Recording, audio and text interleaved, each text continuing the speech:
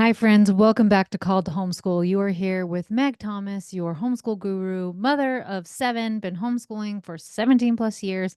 It's been amazing, and I am so excited to have you here today. So, as I was thinking about different topics and what to talk about, what to share, I was really struck by this idea of just really taking in your questions and answering them. And I'm going to be adding in a link on my Instagram where you can go ahead and write in questions that I can then answer in the podcast because sometimes I want to give you a longer answer than a really quick Instagram message, right? Of just something really short and sweet. But I want to be able to really dive in and help you as you navigate different concerns that are coming up in your homeschool. So today I had just asked on Instagram of different issues that people are having in their family and in parenting. And I wanted to dive into just a couple of these and then let you know that there will be a link that you can then just go ahead and add in different questions whenever you have something pop up. And just know eventually it'll probably come up on the podcast, and I will be excited to answer those questions for you. So let's go ahead and dive into these today. So these were, I'm just going to pick three of these, and these were just kind of some, I asked, what are some of the hardest things that you find in parenting? And so I don't have a lot of explanation or a lot of the story with these people. So I'm going to have to add in some of these. And so as you ask your questions, I ask that you give me as much information as possible because it makes it so much easier for me to answer this. So the first one is sibling rivalry. And this is something that I have coached a lot on is sibling rivalry. And it's so interesting because it seems like it's a really big issue and something really big and difficult, but it actually is a lot simpler than you think. So a rivalry a lot of times does not happen until there are three people. So let's say kid A and kid B are having an issue. That is a conflict. That is normal day life. Maybe you and your spouse, you have a conflict, a misunderstanding, right? Like we're going to figure it out, but we're trying to navigate some things and they don't have great skills yet, all the way as being children. So there is a sibling conflict. Then what happens is mom or dad come in and intervene and usually pick a winner and a loser. Kid A, you shouldn't have done that. Kid B, whatever it is. And they pick a winner and a loser. And when they do this, they create a little triangle where you have kid A and B at the bottom, and then you have mom or dad at the top. And that is unintentionally, a lot of times, most of the time it's unintentionally, is creating a rivalry. And it is so fascinating to me that if you just simply take mom or dad out of the equation, out of the triangle, it stays a conflict. So I was coaching and I was working with this team and they're both teenagers and they were having some issues driving to school. Sorry. Yeah. Anyway, they were driving places together. And the one was like, I get to listen to the music. And the other one's like, no, you don't. I can do the music. So they're kind of fighting while driving over the music. Then the one sister starts kicking the other sister who is driving. And like they're fighting in the car. Sounds super dangerous, in my opinion. Right, but, like, they get to where they were headed, and then when they come home, what do? They run in to tell mom or dad about this fight, like, "She did this, she did this, she did this, she did this." And it was so interesting because usually what happens is youngest child is the winner, or the easier child is the winner, and the older or the more difficult or the more one like a parent kind of butts heads with is the loser. So in this particular situation, it was the older sister was the driver, and the younger sister was the one who was kicking her. But dad was like, I don't even know, like everybody's in trouble, everybody's losing all their privileges, everybody's in trouble. And it was so interesting because I just looked at this and I thought, if dad would have taken himself out of this equation and said, I think you girls can solve this. I think you guys can do this. And this is something you are teaching all the time through family meetings, where you are not solving the problem for them. You are really just removing yourself. And if they are really going at it and fighting, like have everybody calm down. Hey, kid A, tell your whole side of the story. Hey, kid B, tell your whole side of the story. And then just mediate. What do you guys think we could do? How do you think we could solve this? Is this something to be solved? Or did you just want to be heard? Right? So, sibling rivalry, when we remove ourselves from this, can become a conflict. And then we're merely teaching our children how to resolve conflicts. Now, siblings a lot of times don't. I mean, there's just crazy things. I saw a reel one day that was like, "What's the weirdest thing your sibling has thrown at you?" And I don't know that my siblings were throwing things at each other, but we would do things that, like, as an adult, you would never do. Chase somebody with scissors, laughing, like not even maliciously, but like, "Ha ha ha! I'm gonna cut your hair or cut you or something." And it sounds so crazy with our adult brains, right? But as a kid, it was like, oh my gosh, do you remember when we did this? Like, yes, that was so funny. That was so weird. My one sister and I had a game called, I think it was called Farmer and Ladybug, and somebody would put a beanbag on the back, and the other person would hit them with the croquet mallet, the beanbag part. And I'm sure if an adult was watching us, would be like, "What are you guys doing?" And we're just like, "We're just playing."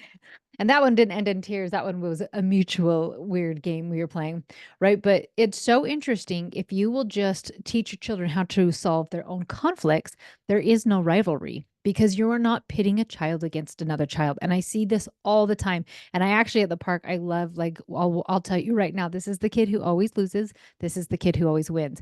And if you are the kid who always wins, I have noticed over and over that kid will antagonize the kid that will lose, because they may even start it. They'll kick him, they'll poke him, they'll do whatever because they know they're going to get a rise out of this kid. And that kid's going to come and slap them. That kid's going to come yell at them. But that's the kid that's going to get in trouble. And a lot of times that kid didn't even start it. So teach your kids how to handle conflict. If there's no winner and a loser, what's the point of the game? Right? They're not getting any attention. And it works so much better for everybody. So sibling rivalry doesn't have to be a thing, and it's something that can be solved very, very quickly. Okay, the next one I wanted to talk about is listening. Anybody here ever struggle with your kids not listening to you? Hey, friends, it's time to clean up your rooms. Hey, it's time to do school. Hey, we're going. Go get your shoes on, right? And I hear all the time that parents are like, I ask nice, like over and over and over again, and then they don't listen, and so then I yell, and then finally they listen to me. So, a couple issues with that. If you have to yell for your kids to listen to you, that you have just trained them that they don't need to listen to you until you have yelled. Like, oh, mom's not really serious until she loses her cool. Like, we can keep doing what we're doing because it doesn't really matter. She's not really serious. So, you have to understand there will be a bumpy grace period as you switch to this. But listening is so interesting because what I see most of the time is a parent wanting to just balk orders, yell across a room, yell usually, and not even like angry shouting, but like, "Hey, grab your shoes," right? But a lot of times listening is solved so simply by going to a child, connecting with them. Like, connecting with your kid all the time solves a lot of issues, just FYI. But when you are connected and you go to your kid and it's like, "Hey, friend, it's time to go to grandma's house. We're going to get shoes on. Can I help you? Or do you want to just go grab them and meet me in the car?" That is so much different than you doing a task. They're in the middle of something and just trying to get them to listen. They are not soldiers. They are not employees. They are children. So a lot of times listening is, first of all, if you're yelling, you got to stop yelling so that they know to just start respecting you and listening to you when you are first asking them. But then a lot of times it's just solved by going to them. I will do this sometimes too, where it's getting close to bedtime, and I will just yell out into, like, if the boys are playing in the living room, right? Like, "Hey, boys, time for bed," and nothing. Right? Like, we don't want to go to bed. Who wants to go to bed? It's summertime here, right? It's, well, almost summertime. It's beautiful and our nights are warm, and desert nights are the best when it's warm outside. And so, like, they don't want to go to bed. And so it's interesting because if you've asked twice and they're not listening, go to them, go right to them. And all it takes is me walking in there like, "Hey, friends, looks like you guys are having so much fun. It's actually time for bed. So, like, do you want me to, like, you want to hop on my back and we'll go down? Like, let's go. Let's, whatever it is, let me give you a big hug. I love you so much," whatever it is. And then we go do the thing. So you have to remember with children, once again, they are not employees. They are not soldiers. They are children, and you are teaching them and guiding them. And yes, that sometimes is frustrating, and sometimes it would be amazing in a magical land if they just listened to you, but they are learning that skill. So, a lot of times, just by merely going to them and connecting with them, and then a lot of times just helping them instead of just balking an order and just hope that they will do it. I will tell you, as you have really worked on connection with them, and you have, like, there's a lot of respect. You respect them, they respect you. As they get older and older, they just listen to you.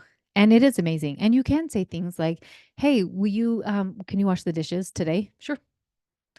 Hey, did you make sure your room is clean? Yeah, it is. And you know it's true, right? Like it just is amazing. So when it's built on this really strong foundation, it is amazing. But it's in that first part where there's a lot more hand holding, a lot more energy involved on your part that people don't want to do. We just want to buck orders because we want the easiest way. So if you just put in some time, connect with them, do it calmly, and then help guide them as they get older and older, they are more inclined to listen to you because there is mutual respect. Okay, last one that I'm going to be talking about today is cleaning up toys when they are done playing. It's like pulling teeth. Now, I don't know the ages of these children of cleaning up toys, and I find toys an interesting one because I find people have so much grief with toys, and yet they just continue to buy their children more toys, and they're just very frustrated with toys. And it's so interesting. Like, if something is broken, why are you just doing the same thing over and over again and expecting a different result? Like, that is why you're going crazy because you are doing the same thing, expecting a different result. So, one of the things is a good question is do they have too many toys? Because a lot of times, if you have a lot of toys, it's just fun to make a mess and dump them all out. And like if you've ever seen a toddler just empty a drawer of measuring cups and spoons, they just like to empty things out. So if they're doing that with toys, you probably have too many toys that they don't even really need. Um, if they are done playing, are you there so that you can say like, "Oh, great, we're all done. We need to clean up together." Once again, they are not soldiers. They are not employees. They are children. They may need some help to clean up. Or figure out a system of when do we clean up something together. So we have weird names for things at my house because that's how I roll. And like Monday, fun day, right? Thursday, tidy. But one of our kitchen chores when we are doing dishes for dinner, so somebody could clear and wipe, somebody could wash dishes, somebody could dry and put away, sweep and mop the floor, all the things. And one of the chores, sorry about the name, is now I just spaced the name of what we call this chore because I it always makes me laugh. Now I have to think of what it is. But basically, it's the person who goes and why can't I think of what this is called? My kids are going to laugh so hard that I just spaced what this is called. But anyways, it is you go through we have like some bedrooms in the basement, but our house is mostly just the main floor, right? So you go through the main floor and you pick everything up. So you would put, if there are any puzzles out, games out, shoes, socks, any toys out, it all just gets picked up at dinner time. So then if cleanie weenie, that's what it's called. I had to think about it. So that's why I was laughing because I knew it was kind of a weird name. But like if that is your chore, then you go through and you pick everything. Like that kid has to go pick everything up. Now, you would have to train a child, right, and do it with them and help them. And if they're not doing chores, that's a different topic completely. But if they are used to doing chores, then that is what they do. And I actually usually do the messiest kid is usually that chore because then they are learning to pick up after themselves. So when we're done with dinner, sometimes I'll be like, "Who wants what chore?" But the cleanie weenie, lots of times I will just pick the kid who's made the biggest messes. Like, "Hey, you have cleanie weenie tonight," and it just gets done with dinner time. So then you're not all worked up like toys are all left out all day long, knowing we're going to pick them up right after dinner, or you do it right before bed, or something like that. But you have to be realistic too about children always picking up right after themselves because are you holding them to a higher standard than you can yourself? Now, you're probably not getting toys out, but what's a hobby or a craft or something that you love that maybe you leave out sometimes, right? Do you sew and you're like, well, I'm coming back to my sewing machine, so I'm going to just leave it out. Or if you're a reader and you have books everywhere, like, well, I'm coming back to these books, right? Whatever that thing is for you, like, I'm coming back for it. We do this as adults and then with children, we're like, hey, pick up after yourselves, quit being such a slob or whatever. I notice I do this in the kitchen sometimes where I'm like, I will want my kids to like eat something and immediately wash it and put it away. And then sometimes I'm in a rush and just like, oh my gosh, I can't do it right now. Like I wanted to eat, that was a priority, but cleaning it isn't as big as a priority as maybe leaving for the sink to get on time or whatever it is. And so when I have want that understanding for myself, I better have that understanding for my kids as well. So that's why I like putting it with something, tying it to a, like a habit. We clean up after dinner, we clean up before bed or after a story time or whatever it is. But also looking at, do you just have too many toys and maybe you need to downsize?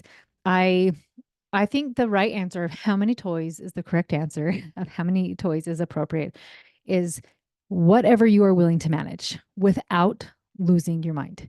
So I don't have a lot of toys. I find them annoying and in a way, and I don't want to clean up after them. So we have my boys have a few toys in their room, and then we have one like bin, one of those like little tote bins of toys, and that's about it. And then outside we have some balls and baseball bats and some games like that because they will make anything a toy. It's not that hard for a child to create a toy. But however, I will manage books. And so I will look after them, I will put them up and I will pick them up. Um, and I will manage that without freaking out and yelling at my kids. So the right amount of toys to have is whatever you're willing to manage. Some people like a toy rotation. If you're willing to manage that, fantastic.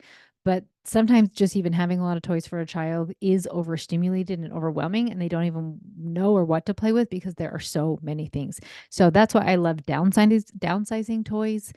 Doing a rotation is really easy because a lot of people with toy rooms, they're always frustrated and they're always angry about it. So if you can manage that without getting frustrated or angry, more power to you. But if you can't, it might be time to look at like maybe we should downsize some toys. Do we really need some of these things?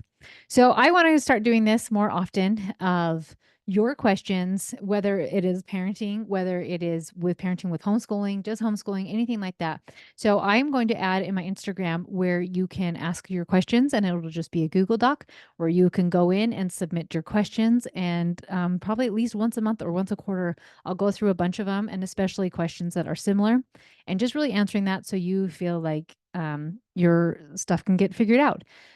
If you need more help with this, I have Happy Habits on my website at coachmegthomas.com. You can go and download that for free to really help your kids and have an amazing week. And I'll talk to you next time.